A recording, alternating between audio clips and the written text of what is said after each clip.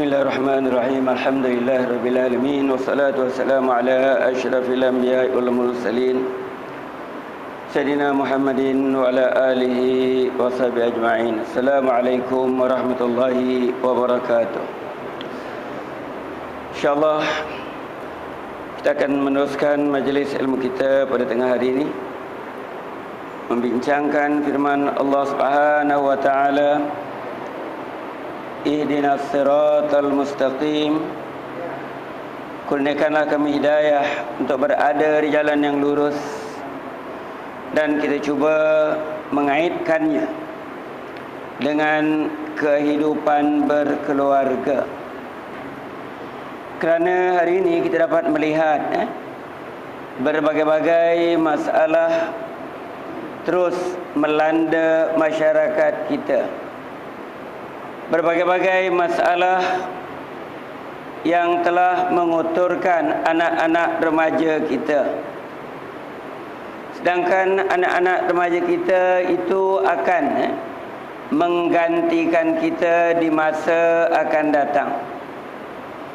Kerana itulah hidayah dalam kehidupan berkeluarga ini amat penting dan perlu dikekalkan. Dan perlu segala urusan, segala tindakan dan tutur kata kita berdasarkan kepada hidayah Allah Subhanahu wa taala. Sekiranya dalam hidup berkeluarga, suami dan isteri itu sentiasa bertindak di bawah hidayah Allah Subhanahu wa taala, mereka akan merasa gembira dan tenang dalam menjalani kehidupan berkeluarga. Tidak dapat dinafikan, masalah pasti ada. Di mana-mana pun masalah tetap ada. Orang-orang yang menerima hidayah Allah, orang yang beriman, akan menganggap masalah itu sebenarnya adalah ujian Allah Subhanahu wa taala. Ujian yang hendak menilai sejauh mana pegangan kita kepada ajaran Allah dan Rasul-Nya. Menilai sejauh mana sifat sabar yang ada pada kita. Menilai sejauh mana kita mampu menyelesaikan masalah, mengatasi ujian berdasarkan kepada ajaran Allah Subhanahu wa taala. Sebab kehidupan berkeluarga adalah sentiasa mencabar. Biasa dalam hidup ini, selagi orang tu tidak bernikah, jumpa kawan ditanya bila nak nikah, akan ditanya bila nak makan nasi minyak, padahal hari-hari makan nasi biryani. Kalau dah ada anak, kalau dah berumah tangga, orang pula tanya bila nak dapat anak. Kadang-kadang jadi satu pressure pula, satu tekanan. Kalau orang tu selalu tanya 3-4 tahun tak ada, belum dapat anak lagi, jumpa orang itu daripada jauh, dia dah ke tepi. Tak ada dia menyoalkan, tak ada dia bertanya hal yang sama. Kalau dah ada anak pula, macam-macam terjadi. Pengorbanan lebih besar, dan cabarannya lebih banyak lagi. Sebab itu setiap cabaran hendaklah disahut dengan positif.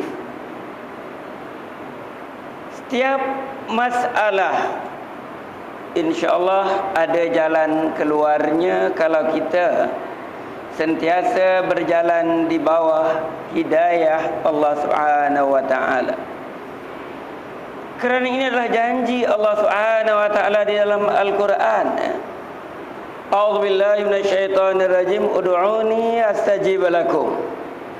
Kita berusaha, kita berikhtiar dan kita berdoa kepada Allah Subhanahu wa taala Berdoalah kepada Allah, nescaya aku akan mustajabkan, nescaya aku akan terima doa yang kau pohonkan. Jadi kehidupan berkeluarga, bila kita nak kaitkan dengan hidayah Allah Subhanahu wa taala, itu bermula daripada awal lagi lah. Sama ada waktu kita dululah yang veteran ni, waktu kita pilih pasangan dulu berdasarkan hidayah ke berdasarkan tengok ai cantik juga orang tua? Apa dasar pemilihan kita agaknya? Kalau kita dapat yang cantik, alhamdulillah lah. Tapi lepas tu kena isi lah, supaya cantik itu bukan cantik kat luar, tapi cantik juga di dalam, supaya keseimbangan dalam kehidupan berkeluarga ada. Tapi kalau kita memilih berdasarkan hidayah, maka kita yang memilih ini juga mestilah membuat peningkatan, supaya kehidupan itu tenteram dan tenang bila berhadapan dengan apa jua isu yang datang. Kalau kita lihat kesan-kesan hidayah yang wujud dalam kehidupan berkeluarga. Pertama, keluarga itu akan sentiasa membuat peningkatan. Kerana peningkatan adalah merupakan suatu yang mesti diusahakan oleh kita. Selalu kita dengar ungkapan, taklah hari ini lebih baik dari semalam, besok lebih baik daripada hari ini. Sering kita dengar. Ini memberikan satu pengertian bahawa kita hendaklah sentiasa membuat peningkatan. Cuma peningkatan ni ada yang pasti, ada yang tidak pasti. Yang pasti ialah umur kita, kan. Kita nak tolak macam mana pun, kita tak tertolak oleh kita. Kecuali kita boleh stop matahari jangan jalan supaya dia tak terbenam. Jadi umur kita macam itu juga. Ini mustahil dapat dilakukan.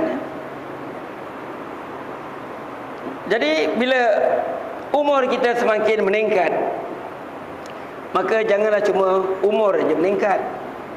Sebab tu kadang-kadang ada orang yang geram ni cuma tua je. Tapi pemikirannya tidak seperti orang dewasa. Peningkatan tak ada. Kita tak ada orang tempelak kita seperti itu. Menempelak orang pun bukan satu perkara yang baik dan dilarang, menyakiti hati orang. Dan ada orang yang tak senang dengan peningkatan, dengan pertambahan. Katalah antara kita ataupun kaum wanita, tentu tak suka kalau badannya berkembang. Bila badannya meningkat aja, kalau boleh dia nak stop makan, diet dan sebagainya. Itu peningkatan yang tidak disukai lah. Tapi bukanlah yang kita maksudkan peningkatan dari segi umur, peningkatan dari segi fizikal, berat badan kita. Tapi peningkatan yang diharapkan ialah peningkatan keimanan kita, peningkatan usaha dalam kehidupan berkeluarga. Dan kita mahu anak-anak kita lebih baik daripada kita. Itu juga usaha untuk membuat peningkatan. Kalau dalam sambutan awal Muharram sering kita diingatkan supaya kita berubah daripada keadaan baik kepada yang lebih baik. Kalau ada orang yang buat tak baik, supaya dia bertukar menjadi baik. Jadi sikap positif mestilah ada pada setiap anggota keluarga untuk membuat peningkatan. Membuat peningkatan ini bukan dengan angan-angan, bukan dengan harapan semata-mata, Tetapi hendaklah berusaha kedua pihak, suami dan isteri, mestilah berusaha untuk membuat peningkatan supaya hidayah Allah Subhanahu wa taala dirasakan dalam seluruh kehidupan kita. Kalau tidak ada hidayah Allah Subhanahu wa taala dalam hal-hal yang tertentu, maka dalam keadaan itu rumah tangga tersebut akan malap. Malap, tak ada cahaya. Bila tak ada cahaya, macam-macam bahaya boleh datang, ataupun perbuatan-perbuatan yang boleh membahayakan diri dan keluarga boleh berlaku. Jadi hidayah dalam kehidupan berkeluarga dikaitkan dengan iman. Rasulullah sallallahu alaihi wasallam mengingatkan kita dalam sebuah hadis yang bermaksud, ada orang paginya beriman, petangnya kafir, atau paginya kafir, petangnya beriman. Artinya graf iman kadang naik, kadang turun, kadang naik, kadang turun. Lepas tu lama nak naik balik. Ini yang diingatkan Rasulullah. Kerana itu, bagi kita yang telah menerima hidayah,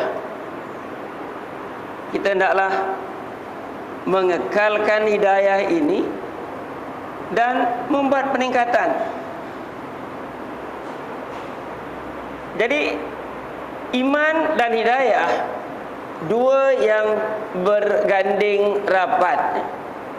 Dua yang berganding rapat.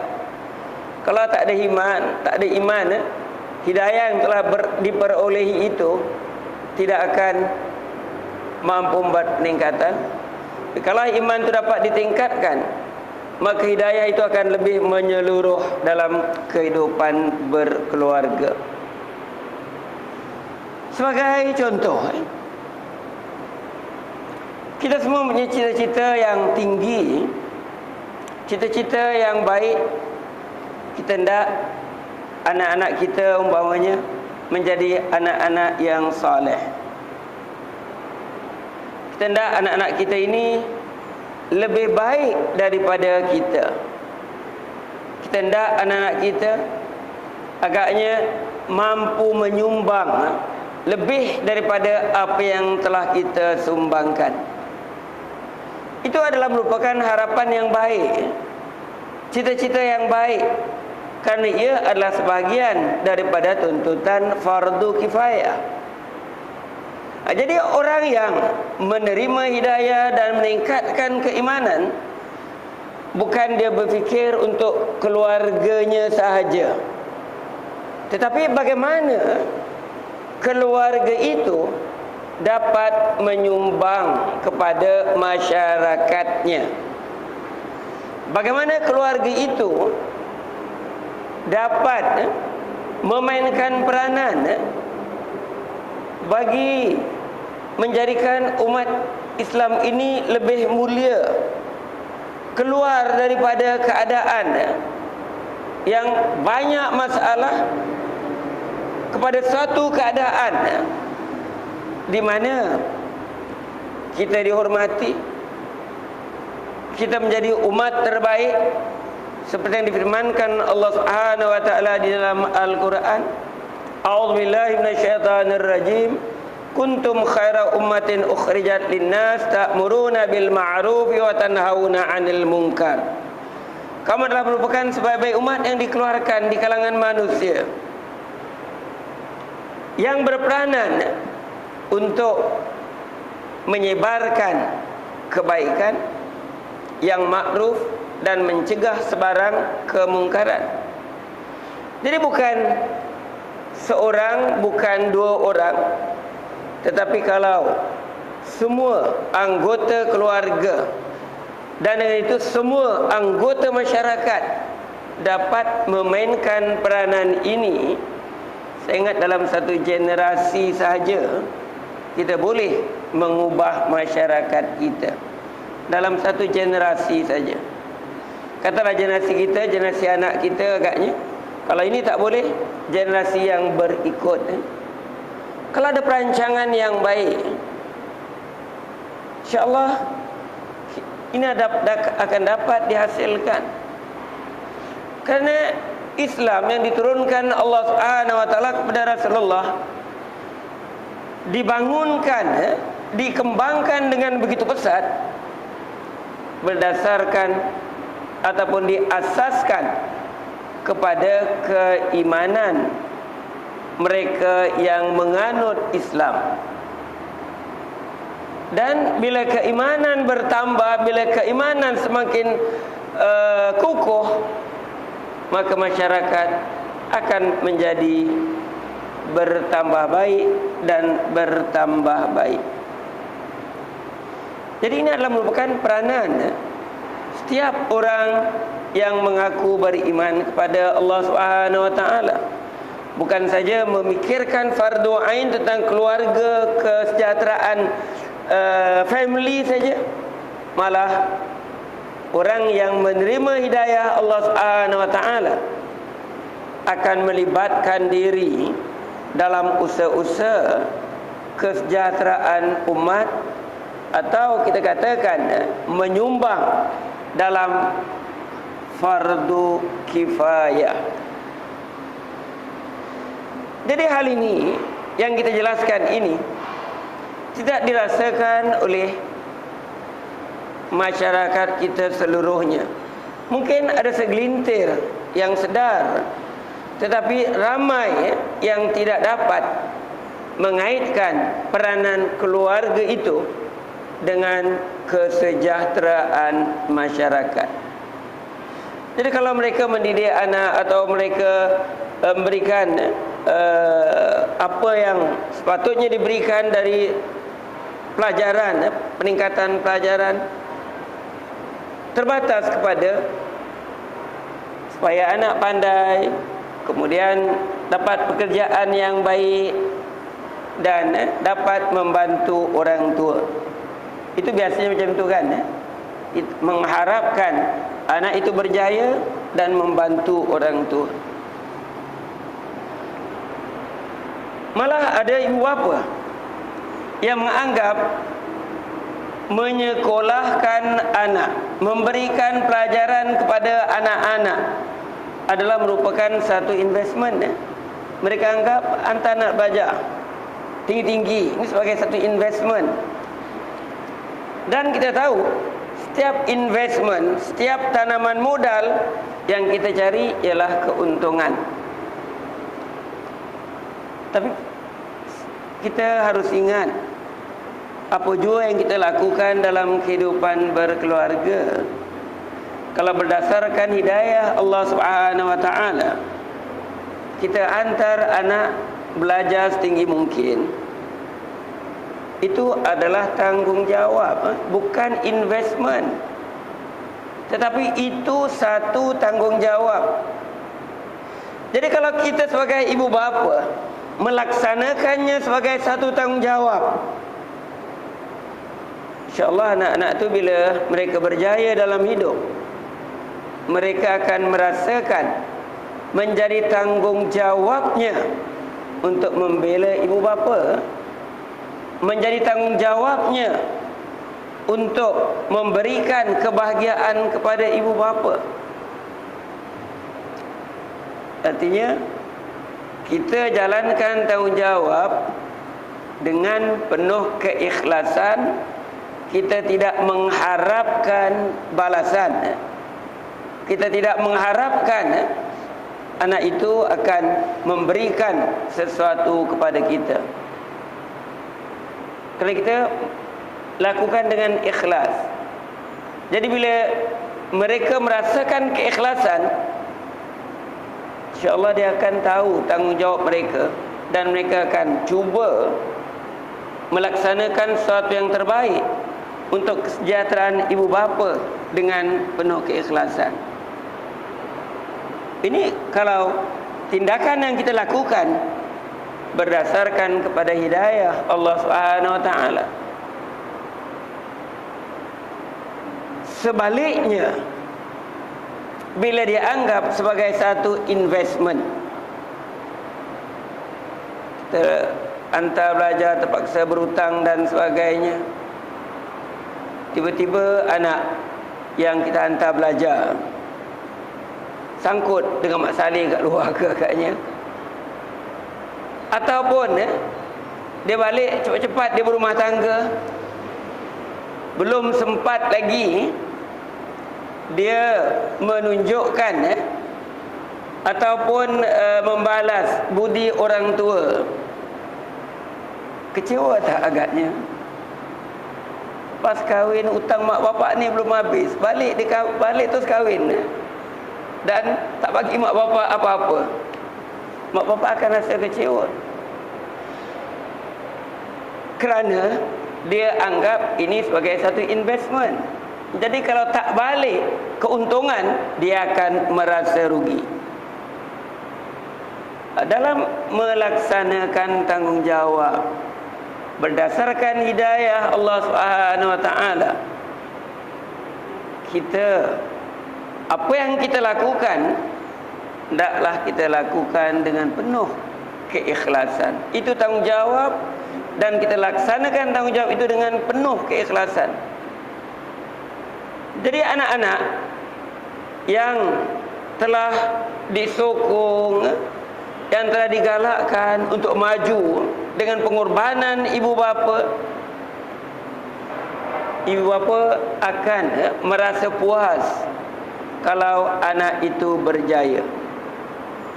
Soal dia nak ingat atau tak ingat, itu juga bergantung kepada bagaimana kita mentarbiah anak-anak kita. Dua komponen lah. Pertama, kita katakan dari segi akademiknya, kerana itu sanggup berhabisan, kita hendaklah lakukan dengan penuh keikhlasan. Yang kedua, dari segi rohaniahnya, bagaimana kemajuan akademik dan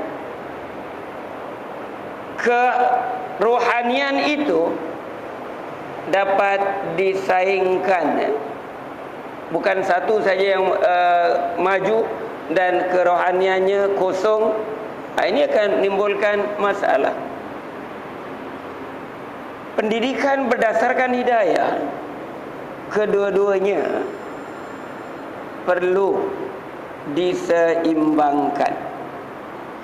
Kalau agaknya ukuran akademik kita boleh nilai dengan ada O level atau dengan ada politeknik punya kelulusan, atau ada ijazah, atau ada PhD dan sebagainya, kita boleh ukur kemajuan akademiknya. Kemajuan rohaniahnya nak ukur macam mana? Apa kita nak ukur? Tidak semestinya kalau dia ada BA Honors University Al-Azhar ke Universiti Islam Antarabangsa, bahawa terjamin anak itu akan tahu dan mengenang ibu dan bapanya. Kerana itu juga satu bentuk kejayaan akademik. Tetapi bezanya, yang satu ini berdasarkan nilai untuk mendapat pekerjaan, dan yang satu ini ilmu juga, tetapi ilmu ini berdasarkan kepada ukhrawi yang dikaitkan dengan pendidikan yang dapat meningkatkan nilai-nilai kemanusiaan berdasarkan hidayah Allah Subhanahu Wa Taala. Jadi kalau ukuran biasanya lah pakai ukuran akademik, tapi nilai kehidupan beragama tu macam mana? Kita kata keseimbangan. Bukanlah dia mesti ada BA dalam atau BSc dalam sains, kemudian mesti ada BA dalam ilmu agama. Sukarlah untuk kita perolehi. Tapi apa yang perlu, sejauh mana pendidikan yang dilalui, agama hendaklah bersamanya, supaya dia sedar pengorbanan ibu bapa, dia sedar sebagai anak hendaklah sentiasa berjasa. Sebagai anak, jangan menyakiti hati orang tua. Dan ini insya-Allah dapat diusahakan kalau ibu bapa tadi menjalankan tanggungjawab, menjalankan amanah dengan penuh keikhlasan. Ikhlas kita lakukan kerana Allah, kerana ini tanggungjawab kita yang ditetapkan Allah Subhanahu wa taala. Kalau kurang ikhlas, kita entah, kita tak terfikir ini tanggungjawab kita diperintah Allah dan Rasulnya, tapi kita fikir pulangan yang akan dihasilkan. Setelah itu kalau kita lihat banyak ibadah-ibadah kita mengajar kita supaya sentiasa ikhlas. Tiap-tiap kita dirikan solat, penghabisannya kita akan kata lillahi ta'ala. Kita ambil wudu pun lillahi ta'ala. Dan dalam tahiyat kita pun kita ada menyebutkan at-tahiyatul mubarakatus salawatut tayyibatu lillah. Ini adalah merupakan pokok. Sebagai orang beriman, yang kita lakukan itu adalah kerana Allah Subhanahu wa taala. Itu adalah hidayah yang datang daripada Allah Subhanahu wa taala kepada kita. Seorang yang lakukan apa-apa kerana Allah Subhanahu wa taala, kerana Allah itu adalah merupakan satu motivasi, satu pendorong. Bila kita lakukan, kita akan lakukan yang terbaik dengan penuh keikhlasan.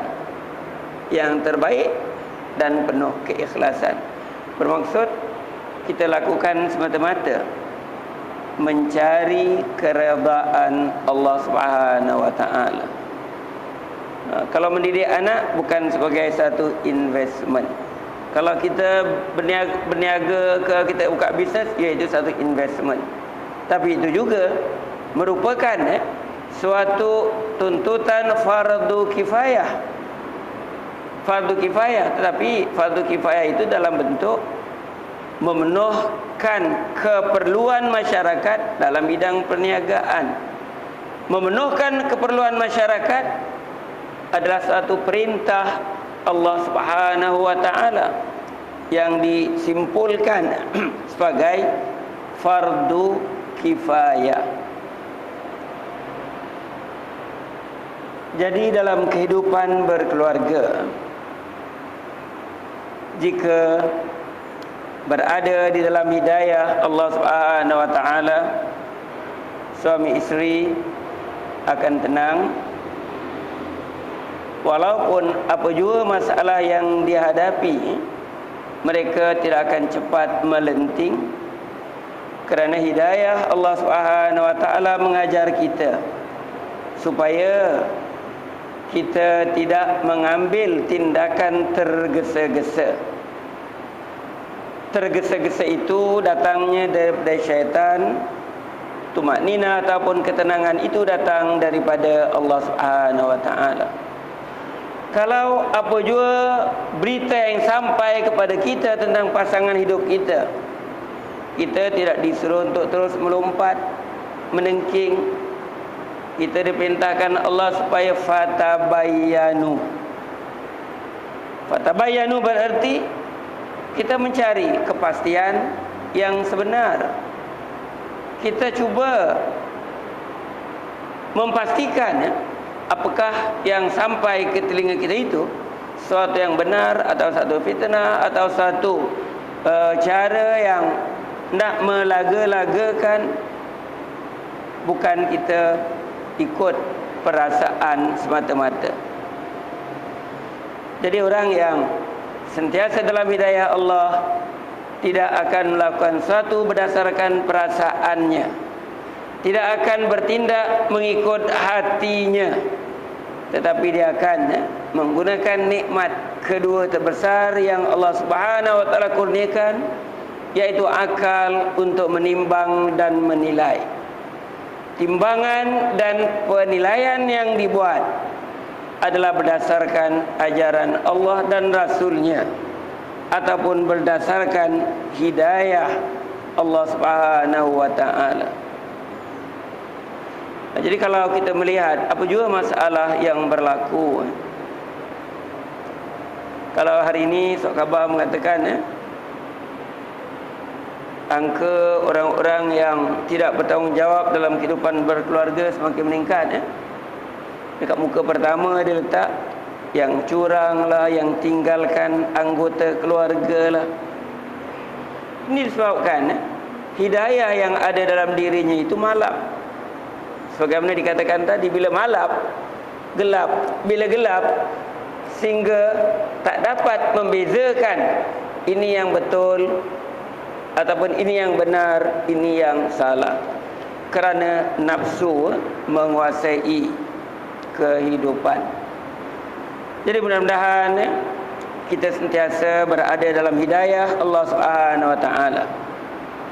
Dan kalau kita tidak pasti tentang sesuatu, panduan Al-Quran amat jelas.